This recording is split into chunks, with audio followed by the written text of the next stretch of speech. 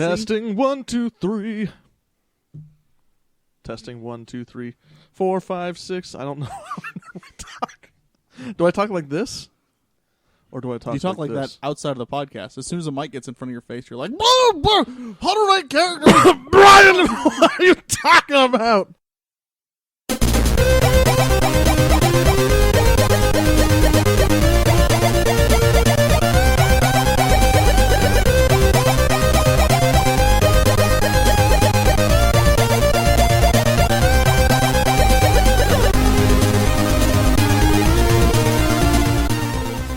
Hello and welcome to episode number 43 of the Frozen North. We're here to talk about video games, story-focused video games, adventures, RPGs. We got you covered. My name is JJ, and I'm here with my two good friends. Howdy, y'all! My name's Mark. And With excitement, my name is Brian. Hey, good reference. that was exciting. I was in Elcor. Yeah. Yeah. I couldn't remember the species name, Yeah, but I knew what you were doing. Yep. Or could have said this one's name is Brian. Come on. That's true. That's yeah. the Hanar. Enkindlers. Hanar. The Hanar. But they are Enkindlers. No, the What a shocker Enkindlers- that Brian's got Mass Effect references. The Enkindlers uplifted the Hanar. The Enkindlers are the Protheans. Oh, Your Prothean is an Enkindler. I don't know what that means Yeah. at all. Not even. But two Mass Effect references for you. You know. we got our quota, I guess, for the episode.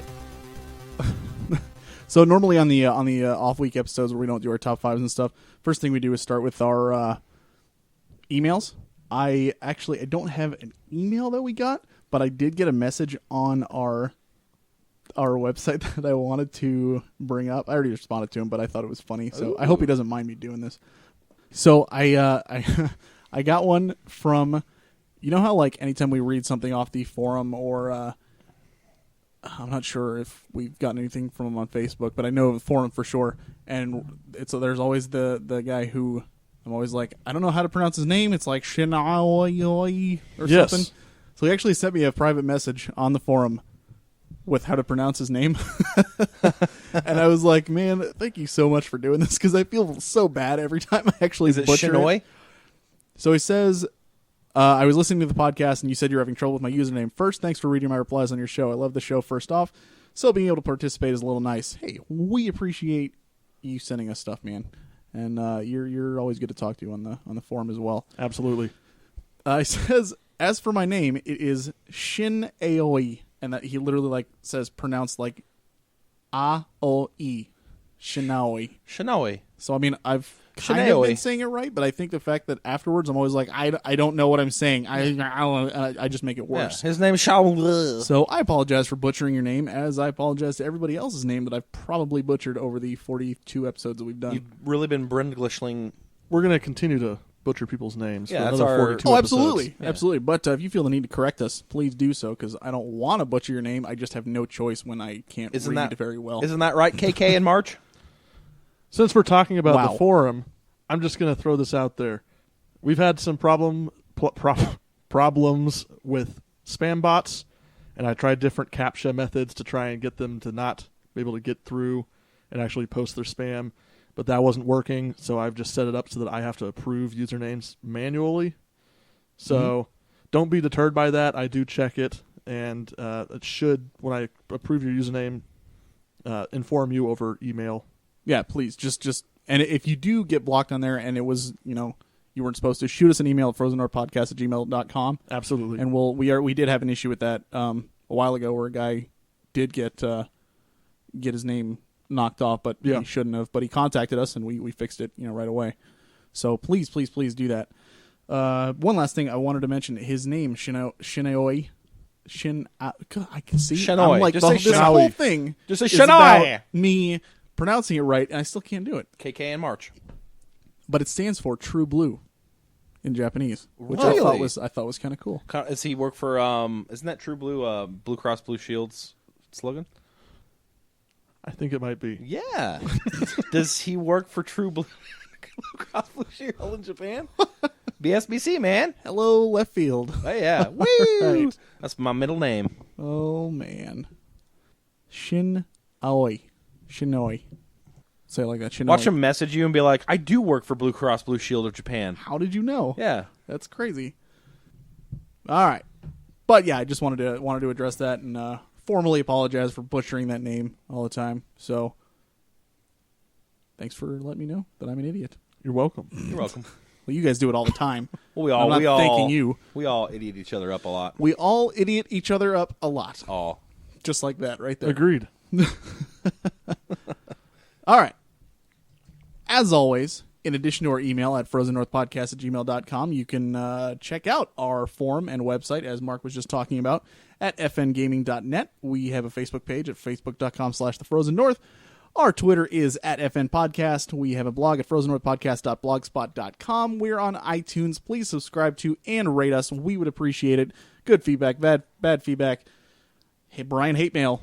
Matt hate mail. It's never going to happen, guys. We'll Everybody is totally just okay with me. See that? That's a dare, people. That is a dare. It is a dare. That's what Yeah. that is. Everybody is just lukewarm. They think I I'm feel not like that Brian good or is not that doubting bad. the listeners, and the listeners should be Hey, listeners- insulted by that. I know that you totally think I'm average, and I appreciate you guys. I don't really have a response for that. Yeah, I'm stumped. I'm blank. Yeah. You got us. I'm totally You meh. got us. Yeah. You're totally meh. And that's okay. Yeah, and that is okay. Also, not one last. We're going to do it if we get another 2 weeks. Episode 46, I guess it would be. What is this, 43? So 44, 45 or next So time. 46, we will announce the winner on our contest. So, like I said, we are doing a contest on Twitter. All you have to do is find that post that Mark puts up on Twitter and respond to it. You'll know it when you see it because Mark will make it clear for everybody, I hope. Loud and plowed. Yes. Loud and plowed. He says he will. I'm going to tweet after episode 42. I'm going to tweet after episode 43 about it. Okay. So we'll just kind of put all those into a pool. Yeah. If I anybody tweeted a lot responds to lately. those. So you did. You were hacked. I unhacked it. I unhacked it. So all you have to do is respond to that, and the winner will be chosen at random from everybody who entered. They will then get a $40 game on any system that they choose, as long as the game is easy to access for us. We will go ahead and purchase that for you, have it sent out to you, gift it to you on Steam, whatever you want to do. And we will also get it for ourselves, provided we don't have it. After that, we will also have either 2 weeks or a month, depending on what the game is, how long it takes to beat, and all that stuff, to beat it ourselves.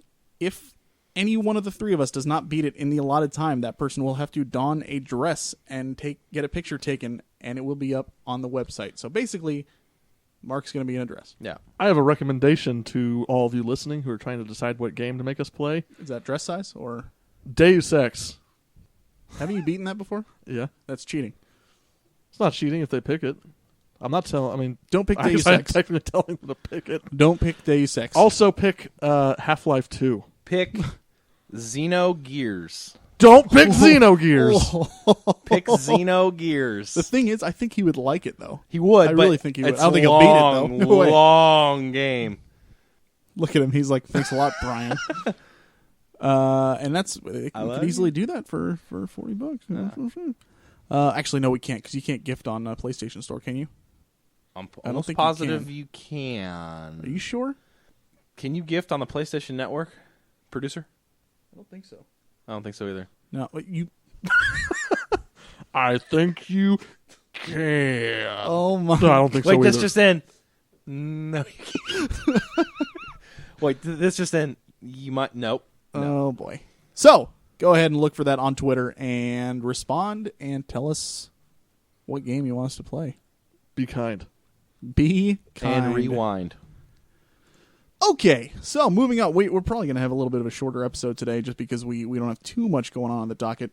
I can always talk for a long time. You could, but we're not going to do that. Okay. So next on the list, we are going to bring back a segment we did a while ago, and it's called Gaming on a Budget. Gaming on a budget, Gaming making the on a game. budget. We got a budget for some games. I don't make a lot of money, but I still love to play them games. Dollar bills. I don't even... That was our gaming on a Like- budget song. We did it, we did it last time. I literally want to go chug a gallon of bleach right now. That was a great song. I rhymed. I had. Mark is laughing. I think I heard prose. Mark was putting prose in there. You put prose in there, didn't you? Basically, the concept behind Gaming on a Budget is we tell you a game that we have found online for like $20 or less, somewhere around there ish, and it can be for any system. We try to mix it up a little bit and go for different systems here. I think we all picked physical copies this time, which is good. Yep. Mostly because I told them they had to, but you're the only one that would have a hard time with that, Mark. I'm sure Brian and I can find this stuff no problem. Ugh. I had no problem. So we have each picked a game. I picked one for the DS, Mark picked one for the PS3 and the 360, and Brian picked one for the 360. Yeah. So, obviously, we're probably not going to be doing any PS4 or Xbox One games anytime soon because they're going to be tough to recommend games that are going to be under $20. Because after all, we're gaming on a budget. Gaming on a budget. Yes, you got it. Thank you for that. All right. I will start us off. You heard last week Brian and I geeking out about our love for Dragon Ball and Dragon Ball Z. Yes. And so my pick is for the Nintendo DS, Dragon Ball Attack of the Saiyans. I think I may have mentioned this a couple of times in What Are We Playing? It's an RPG of Dragon Ball. And I watched you play it. The production value seemed very high. Like, it seemed very faithful to Dragon Ball Z. Like, the moves were cool. It is very, very cool. Yeah. I am, I haven't beaten it yet, but I'm kind of just, before I go to bed or something like that. Yes, Mark, you have your hand raised. Can you blow up mountains? I mean, what? Can you blow up mountains with energy? You can't, pick a mountain and blow it up. Son, I am disappointed. There are melee attacks, and then there are key attacks. Any kind of energy-based move in the Dragon Ball Z universe, or Dragon Ball GT, is called Ki. K-I. Indeed. King Kai. Correct. You got us there. What's his monkey's name? If you are a fan of the Dragon Ball series in any way, shape, or form, Dragon Ball Z, whatever, and you have wanted an actual RPG, this is the game to get. I mean, hands down. You've got three party members on screen, turn-based. You're fighting. You're actually putting together combos between characters. It's exactly what I've always wanted. I mean, I'm sure absolutely improvements can be made, and there's plenty that's goofy about it. It doesn't exactly follow canon 100%. There's a lot of side stuff that isn't in the show, but just the fact that you get your characters in there in an RPG playing classic style is right up my alley, and I had a blast with it. It's about $20 on Amazon. I think it was $19.99 when I looked, brand new. So if you have a DS and you like Dragon Ball, check it out. Dragon Ball Attack of the Saiyans. Mark! All right, my pick is totally based on entertainment hours per dollar. Oh, you went ratio on us. That's right. Nice. Math. So what I chose was Fallout 3. Yeah, Game of the Year edition for the PlayStation 3 and Xbox 360, which you can get on Amazon.com for $12.99. Oh, man. This is going to include Operation Anchorage, The Pit, Broken Steel, Point Lookout, and Mothership Zeta on top of the core game, which itself I think took me 30 to 40 hours to beat. Easily. So you're getting an incredible value for $13. Even the base game, there's so much to do, and it's so incredible. That's more than worth the price tag. Definitely. That's all I got to say about it. Other than it's a really cool game. It's fun. It's a fun game. You start out in a vault. I'm going to give you the whole Honestly, plot now. if you haven't played Fallout by now, Yeah. I say Fallout 3 by now, or even Fallout New Vegas, both are very, very good games, and I mean, they're just phenomenal. If you like Skyrim, if you like Oblivion, that kind of stuff, they're in the same thing but post-apocalyptic. Yeah, I think what he's trying to say is if you haven't played Fallout 3 yet, you can take a long walk off a short pier.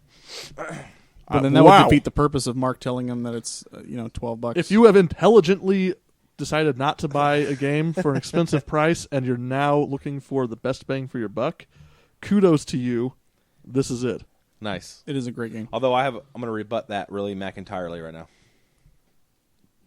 With Do it. We're waiting. Are you going to do it? Oh. So, Brian, your pick. Okay, so you could get Fallout 3, but let's say you have $20, right, in your pocket. You're like, man, I really want a game that has an old school feel with a new school look.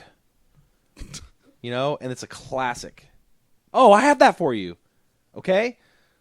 Yes, you could make the argument that's Fallout 3, but but I digress. If you own a 360 and you have never delved into the wonderful IP that is the Halo universe, Halo Combat Evolved Anniversary is the game for you at $15.99, brand spanking new on the Zon of Amma. You may purchase this wonderful game and with a fresh coat of paint and updated graphics, play through the first iteration of this brilliant series. And in so doing, will become a Halo fan and love it like I do. The cool thing about it is there is a feature in this game that you can actually click a button and it'll actually load the old look of the game and you can see how far it has come. And there are also Halo Waypoint terminals that you can go to that add extra lore and flavor that'll add to the story of the game that they never had in the original release, that are high production value and quite fantastical. I disagree. False. Whoa! How long is the single player campaign? The Halo for single player campaign, 20 hours? 15 I'd say hours? it's about in between 10 and 15 hours, depending on skill level. I feel like it's an excellent pick. Don't get me wrong. Yeah. But if your concern is getting a game that's going to last you for months because you are on a tight budget, you're going to finish that game and you're going to be wanting more. And then you're going to have to buy the next one, and that one's not going to be as cheap. Whereas with Fallout 3, you get a full experience and probably like 80 hours of gameplay. I didn't even have to rebut you. He's got you on the ropes. What you got, Brian? What do you got? Halo 2 is only $9.99. Ooh, But now you're over budget. Man. You're over budget now. Yeah, but it's a month later. You Yeah, just said so. You just said so. He's got me. No, I just think this is a great game. As you know, if you're a listener of the show, I'm very high on the Halo universe, and this is a great way to start your adventure into that universe. All things being said, it does have great multiplayer. I'm speaking primarily of the incredible story and lore to that game. So pick it up, check it out. Honestly, if you've got enough, get all these games. Honestly, all these games you can't go wrong with. Any one you pick, you will have mountains of fun. And they're all cheap, which is the point. Absolutely. And these are all new. So New yeah, copies that we're talking absolutely. about It's here. brand new. So if you want to go used, you can probably even save a couple more bucks and buy yourself like candy or something. Absolutely. Yeah. Right, guys? Oh, my gosh. All right. So, next up, we got the bi-weekly question. But before that, we are going to go ahead and hop over to Raul for a quick side quest. Hey listeners, Raul here. Virtual reality at this moment is a hot topic in gaming, and many are saying that it is the future of gaming. Now, when I think about virtual reality, what intrigues me the most is the suspension of disbelief. First coined in 1817 by Samuel Taylor Coleridge, is the idea that we suspend judgments concerning the implausibility of a narrative, where we forget that the story before us is fiction because it is presented in such a way that this fake story causes real human emotions. That's the reason why I had a very real and overwhelming feeling of shock when a certain character died in Chrono Trigger. Suspension of disbelief is the reason why so many gamers are attached to Ellie and angry at Joel in The Last of Us, or why we felt sad when a certain character was lost in the end of Disc 1 of Final Fantasy VII. All media revolves around the suspension of disbelief, and games are getting better at suspending our judgments because they're becoming more realistic. Now the question we have to ask ourselves is, will virtual reality get to the point where we cannot distinguish reality from fiction? If a screen with moving pixels can cause such heartache and shock because we suspend what we know to be real, then what if you were fully immersed in a game? The eye processes about 10 million bits per second of information. It is one of our strongest sense of what is real or fake.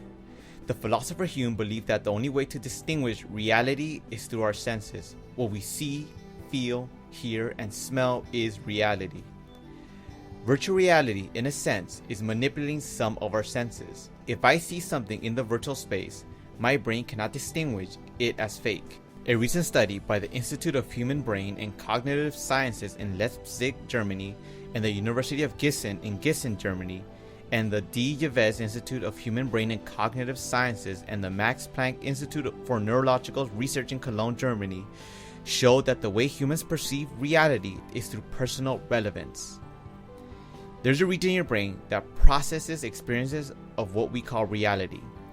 The researchers divided processes in this region into high, medium, or low activation. Now, if I were to show you a picture of a close friend, this region in your brain will have a high activation, indicating that you perceive that person as real. Same goes if I were to show you a picture of our current president, yet only a medium activation would show in that same region.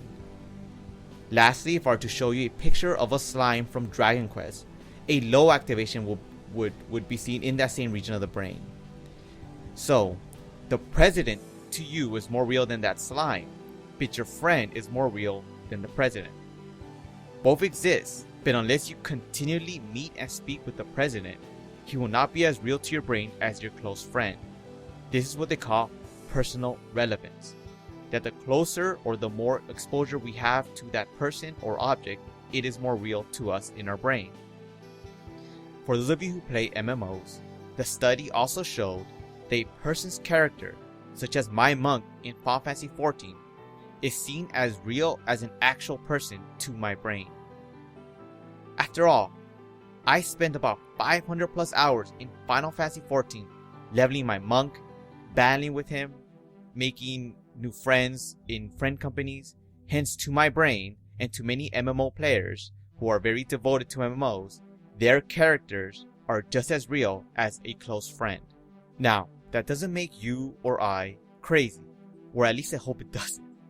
It's just we have suspended belief to the point that our brain, through all its virtual experience and interaction with that virtual character, sees that character as very real, and we have tied emotion to that character. Now let's bring it back to virtual reality. With MOVA, the new paint to help motion capture seem more real, with 7,000 points of reference versus the 90 points of reference that we use now, games will begin to look even more and more realistic. If we take into account the exponential growth of video game graphics in the last 30 years, where we compare the Nintendo system or even before that the Atari to the new PlayStation 4, graphics have made leaps and bounds. We can assume that the next 30 years will make games even more realistic. Virtual reality will push that realism even further with full immersion. Suddenly, my suspension of disbelief is amplified due to the full immersion, realistic graphics, and my brain's inability to distinguish virtual experiences from real ones because of personal relevance. Much like in The Matrix, we won't be able to separate the real from the virtual.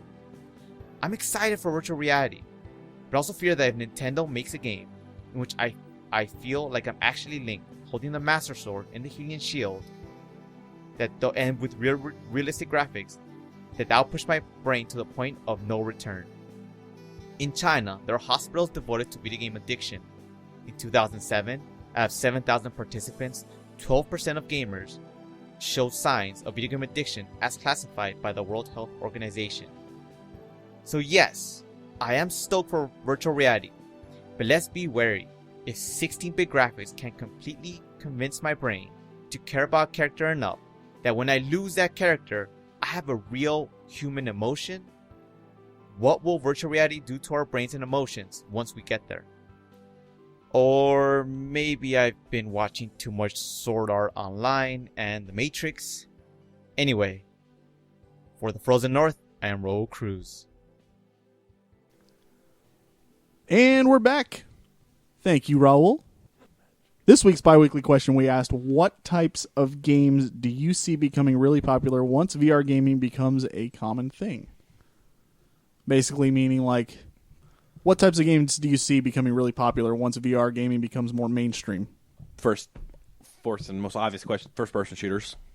Definitely, I would say first person in general. Yeah, well, I mean, that's just obvious. Yeah. But I mean, like, okay, so there's a lot of different avenues of first person, though. Yeah, oh yeah. I mean, you've got your Skyrims, you got your Halos and Call of Duties. What? Yes? It is in my most humblest of opinions that the two most popular games, first-person games, that will be the most common are going to be the tense horror games, in which you're unequipped with anything and you're just walking down corridors, and also the first-person shooter. Those two are going to be by far the most popular. I'm wondering how many people are going to buy the horror games. Oh God, yeah. and not play them. There's gonna be it's gonna guilty. Yep. There's going to be so many reaction videos. I mean, if you go on the Oculus forums and look at all the like experimental projects they've been doing, Yeah, it's half and half. most of them are horror games right Yep. now. I can imagine. Honestly, it'd be cool, something cool to experience. But man, that sounds terrifying too. Yep. So, I really think that beyond just horror games and first-person shooters, like Brian said, I think there's going to be a resurgence of classic adventure games like the Myst series, where really the gameplay is just moving around these beautiful environments, putting puzzles together, stuff like that, because people are going to be vomiting Oh yeah. playing Oh, I'm sure. first-person shooters, especially at first before you get used to it. Let's talk about they're going to sell the Oculus Rift with a complimentary puke bucket. bag. They better. Let's take this a step further, guys. A big problem that I see with VR gaming is going to be, especially with our crowd here, presenting narrative. How do you feel like? Obviously, there's not going to be the cutscenes with the text. Absolutely, that's a good point. So, a big challenge I think that we're going to see with if VR gaming does become mainstream and it becomes the new way we play games, I think games like the Final Fantasy RPGs are going to be kind of that way of delivering narrative for VR. It's not going to work. So, how do you guys feel like that they're going to make up for that? Because if you're playing VR, it's all about immersion, right? So you're not going to want to. You're not ever going to want to take away player control, because then it's going to become like, well, I'm not moving my head, but it's the camera. So you're going to have to. Yeah, it can actually make you sick. You're going to have to figure out ways to keep the narrative flowing while the player still has control. So I feel like that's going to be the biggest challenge with VR gaming as far as our audience is concerned, with delivering narrative in a way that stays consistent with player immersion, but also doesn't detract from like, oh, now I'm not in control of my character and I'm getting sick because while I'm looking over this way, the camera's panning this way. So I can see that. yeah, it's going to be an interesting transition if VR takes off, I feel. There's a couple of responses on the site. I'm going to read one of the ones I really liked by we mentioned him earlier.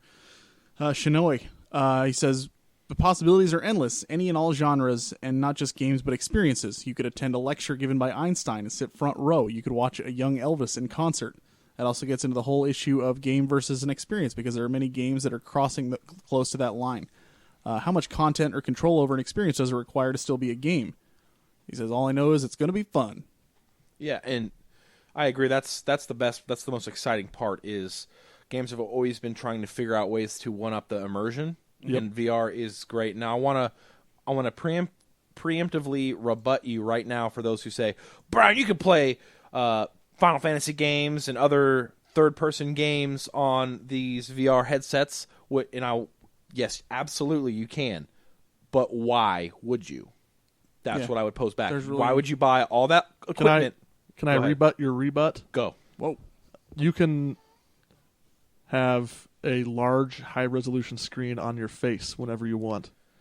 Yes, but so now, if I'm going to a place that doesn't have a big screen TV, I can still play video games.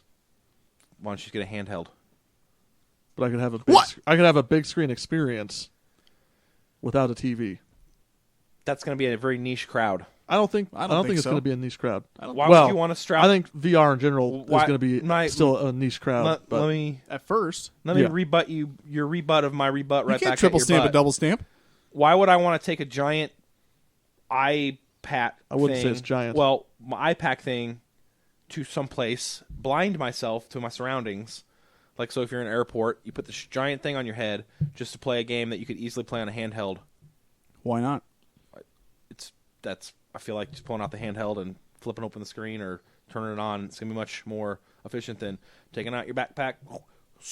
Yeah, but if I like, I mean, perfect example. Mark was saying that he was looking to get the developer's kit for the Oculus Rift, and the coolest thing he was talking about, and this is going to make me sound stupid, but he was like, yeah, you can totally like have a movie theater experience where you're watching a movie at a theater, but all you've got is this thing over your face. Yep. If I'm on a 3-hour airplane ride, pop it on. Why wouldn't I want that instead of, I don't want to watch a movie on those portable DVD players. Right. They suck. It's going to be price point at this point. Then we're talking about, is it worth the money? If it's $350, then I think it's a better buy than most televisions. Absolutely. Yeah. I've never worn one, so I couldn't tell you how comfortable it is. You know, sitting there for 2 hours plus with that thing over your face, I don't know how that's going to be. Sure.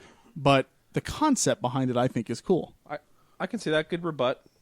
I mean, I just don't feel like I know there's a lot of people out there like me. Like, why would I lug around all this hardware when I can take a pocket-sized handheld and just boop? Well, I'm I don't not think saying people, you're wrong. Yeah, people aren't looking Right. at the Oculus Rift for the new portable gaming. I'm just saying that thing. this is a new. If this is the new wave of gaming, it's going to be. We're going to have to start figuring out, or not we, but the gaming industry as a whole, how to deliver narrative. Because I still want my story-based games. I don't just want walk down this corridor and get frightened for no reason, or go around and shoot people for no reason. I still want story in my games, but Skyrim has a story. what I'm saying is Skyrim takes away player control sometimes to show you things. It can't do that. Half-Life and That's Portal. a very good example. But there's a lot of people who don't like that way of storytelling because they feel like they miss things. So there's that whole, okay, we're going to have to find a happy medium here because, you know, we're going to go back. BioShock Infinite's a good example. Yeah.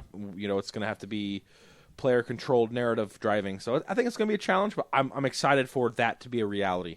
Back when the day the Virtual Boy came out. I'm still very excited about just having a virtual 70-inch television with me whenever I want. Exactly. Yeah. Yeah. Totally. Fighting game people aren't going to like it too much. Yeah, that's true. That is one No, thing. wait. You can't share. I can't share my 70-inch screen with anyone else because Well, it's on my face. You just said That's something, and I harkened back to something. This is going to be kind of off topic, but why is it 70 inches? I don't know. I just threw that number Is it out. because it's really close to It's your just- face? It can take up your entire vision. So my argument for playing a handheld being just as viable as playing it on a big screen is Not valid. It's Do you closer hold, to my okay, face. Yeah. Do you hold the I- screen I so hold close it- to your face that it covers your I hold it entire right here. field of vision? I can't do that. That hurts my eyes. I hold No, it right you here. do not do that. Yeah, I do. No, you don't. Let's just look. You cover your entire field of vision with your screen. Almost look. That's how I play. That's not what Mark was saying. Yeah, that's not covering your entire field of vision. It's the same ratio as a TV would be of my vision. But I could have a TV this big. I know. I'm just saying that I just harken back to the that doesn't help argument. the listeners, but I just harken back to the old age-old argument. Look, when- let's just all agree that Brian's wrong. no, but I'm right. Brian is wrong. You're All right, wrong. So that's settled. Okay, I'm pretty wrong about things. David Schaefer. I've actually tried to express this, and I've not found a perfect way to express it, but it becomes more about the percentage of your visual real estate than it is about inches on a screen. Absolutely.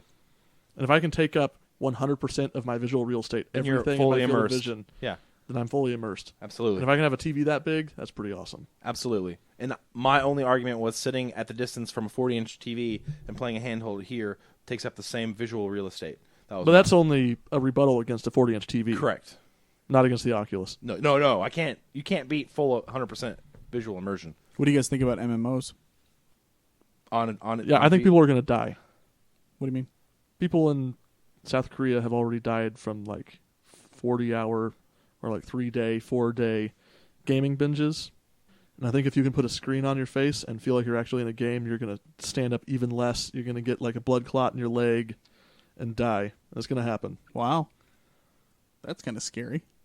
Jeez, Mark, Are we that going escalated to quickly? Whoa! Let's escalate this even further. Are we going to get to a point in the future in which we are going to simply live lives in virtual space, Not in and our it- lives. and it becomes like real life, and that we're actually in Holodeck? virtual space right now, No. Holodeck, and Matrix. that our player characters are in some tube playing us virtually, Nope. and I am just an avatar, This is getting more and more and ridiculous. it's going to loop into itself. Well, it is Brian talking. It's going to loop into so, itself infinite number of times. Be honest here.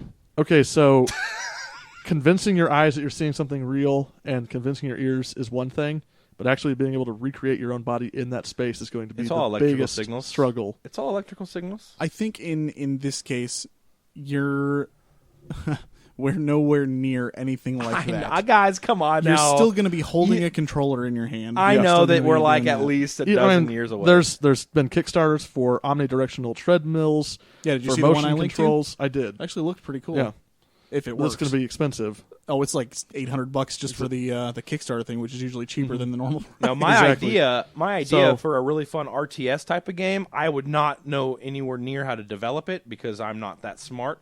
But do you put readers on your fingers like this that are wired into the virtual reality headset. So you tracks, electrical signals, and you can touch the screen, touch your units, do all this kind of cool, like, pretty cool, right? Touch your units. Touch your units. Phrasing of the day. Brian Brian phrasing. To sum it up, I think for a long time we're going to be trying to develop peripherals as a shortcut to simulate your presence in the virtual world. And it's not going to be anything like No. even close to. Eventually it'll be close to, but not in our lifetime. Yeah. Either way, the whole thing is really exciting, and I'm excited to try it out for Yeah. sure. We're on the cusp of another revolution of gaming, I think. Definitely. Cool. Well, I got nothing else to add to that. Do you guys have anything else to add to that? If you think that I should buy the dev kit, make sure to email us and tell me. Tell Mark to do it because I really want to try it. Yeah, I want to try it twice too. All right. With that, I believe that is it for this episode. Like I said, sorry it was a short one. Short but, and sweet, but we got gaming to do. You know what I mean? I know you do, too. Absolutely, we do actually, which is what we're going to be doing after this. Boom. Oh, man. So, with that, this is the Frozen North signing off. Episode 43. We appreciate you tuning in and listening. And my name is JJ. My name is Mark. And Brian is me. Mark was with the hand. That's Mine- not what That's you did. not what you did. You did this thing. My name is Mark. Because everybody can see what we're Yeah. doing right now. This is good radio. Mark is basically looking like a velociraptor with one hand. Thanks again for listening, and as always, keep on gaming.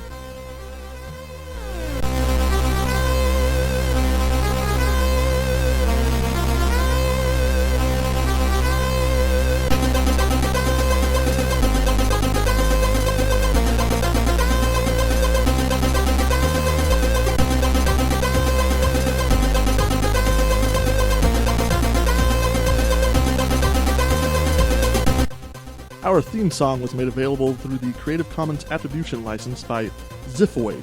The song title is Radical Fanfare.